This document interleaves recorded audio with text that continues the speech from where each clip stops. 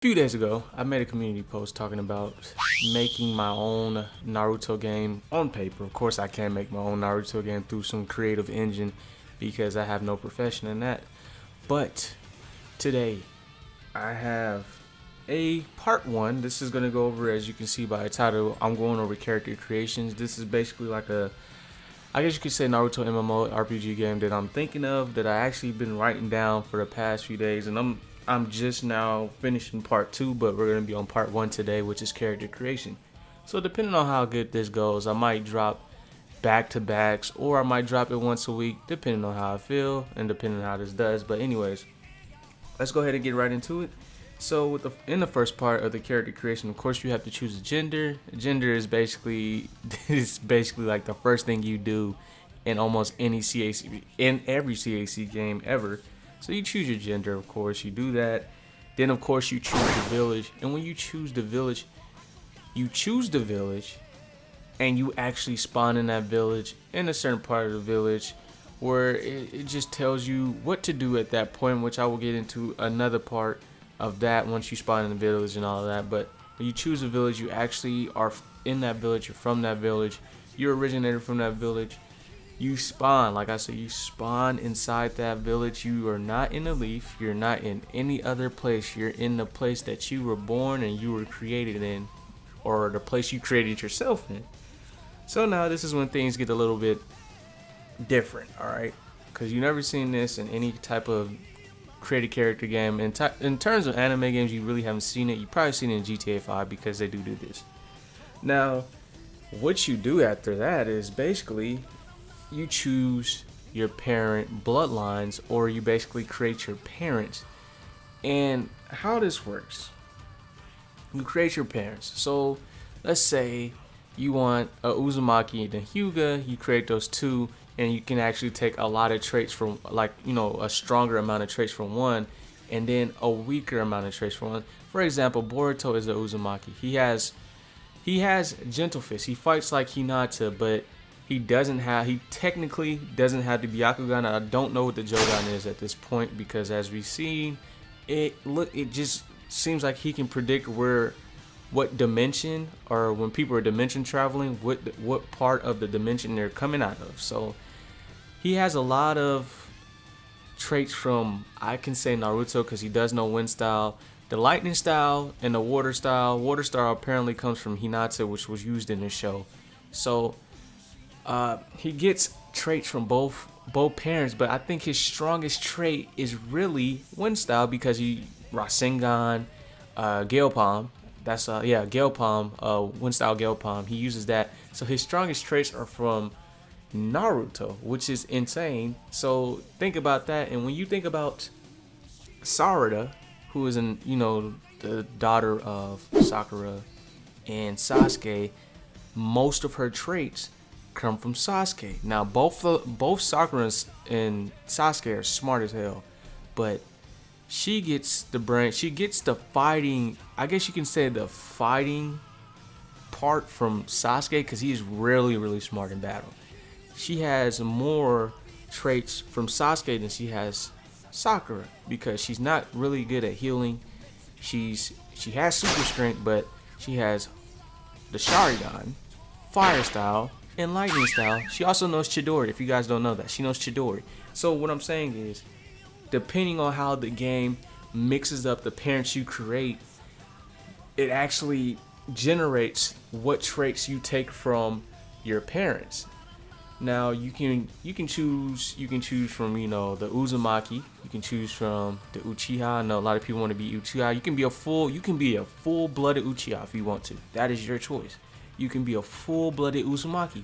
You can be a full-blooded Nara, or you can mix and match, like how Shikamaru Tamari did, and made Shika die. And he has wind style and he knows shadow possession. So let's say I want to be Uchiha. Now certain bloodlines aren't gonna work. Like Uchiha and Hyuga is just no. That's not gonna work.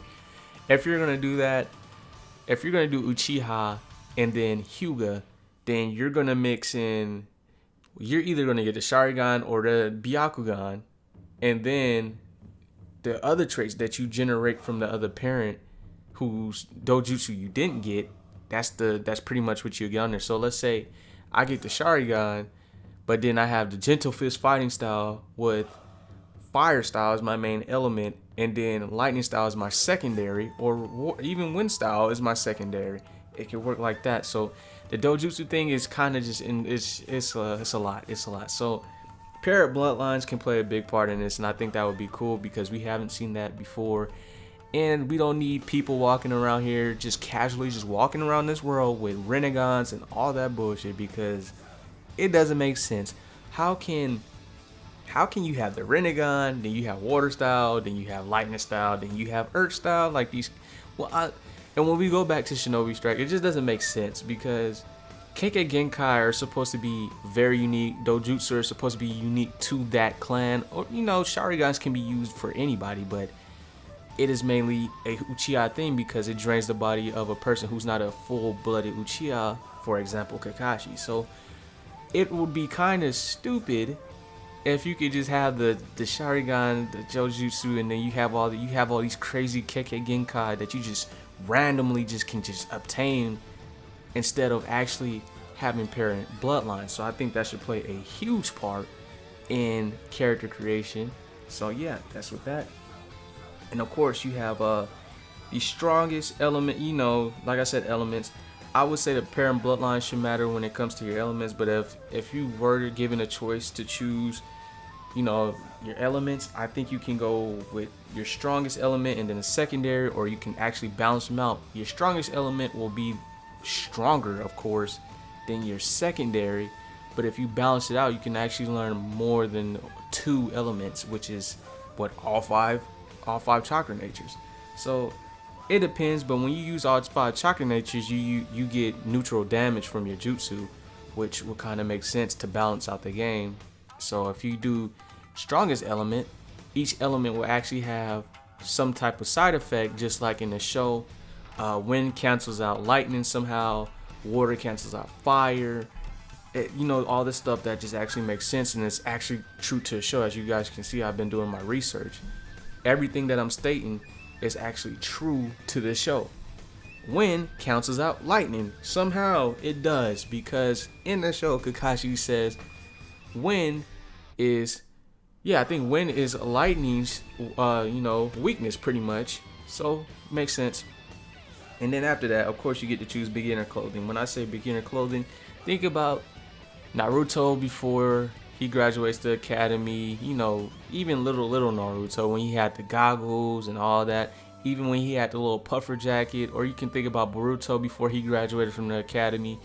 Dinky. You can think about Sarda. I'm trying to name multiple people. A lot of these PTS characters actually had different outfits and different ways they wore their outfits before they actually graduated and became a genin. So you can have a bigger clothing selection instead of you actually getting the opportunity to wear a Jonin jacket out of nowhere. You just randomly become a Jonin. There's going to be a lot of levels to this creation that I actually made, so be prepared for that. So of course, skin color, accessories, you can have earrings, you can have nose rings. I think nose rings would be dope. More hairstyles. You even seen a guy with dreads. Of course, you guys know the famous Madara fight, where the guy with the dreads is like, oh, we're pretty much dead. Yeah, he's the famous one right there that pretty much said everybody's dead. So dreads, all of these, there should be way more hairstyles than just the characters' hairstyles. The main characters' hairstyles. There should be a lot of hairstyles too. I don't even though I wouldn't use it, a mohawk, with the bald sides, the spiky mohawk and all that, like, it would just be amazing.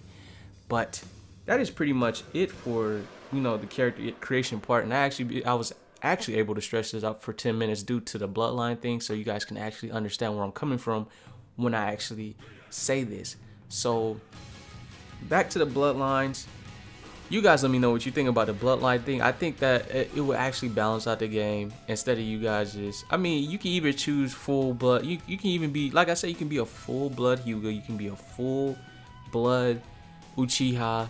And fire and lightning don't have to be your only attributes.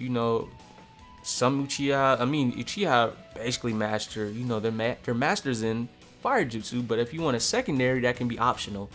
And it doesn't have to be lightning. You don't have to be a Sasuke. It can be something else other than lightning. It can be a lot of things, because at this point Sasuke knows every chakra nature. If you don't read the novels, Sasuke is on some busted shit. So at this point, I think it is fair to say that you can learn any chakra nature. Sometimes even when you create parents, and like I said, it doesn't even have to be the main clans and stuff like that. Think about, is it the Yuki clan that knows ice style? You can even get lucky and blend those two together, and ice style can be your primary. You can be a Uchiha with ice style. You can be a Hyuga with ice style, with a gentle fist fighting style. Like, there's so many things you can do. But if you know how Hyuga, their fighting style is kind of different. They're up close, personal, trying to hit your chakra natures, take out your chakra natures, shut down your system and everything like that. But if you're in a Uchiha or any other bloodline or clan, or from any other clan, you can actually choose your own fighting style. But if you end up with Hyuga, which is they have their own fighting style, you're pretty much stuck with that fighting style. So you guys get that that understanding, because I know people will have questions about fighting styles, because fighting styles is actually a thing, and I think it'll be dope to have different fighting styles. So Hyuga will have their own class locked, or not class locked, but their own locked fighting style. So if you end up getting a Hyuga, the Byakugan, you're pretty much using Gentle Fist, and you can pretty much use ninjutsu depending on if you actually blended your parents from two different clans. So that is going to do it for the character creation part. This is part 1. Like I said, there's going to be multiple parts to this. Part 2 will actually be the shinobi life once you're done creating your character and everything like that, which is, I'm really excited for it. That would be part 2, but hopefully you guys enjoyed this video. If you guys have anything else to add to this, make sure to comment that down in the comment section down below. That is it for this video. It's Black Sage. I'm out.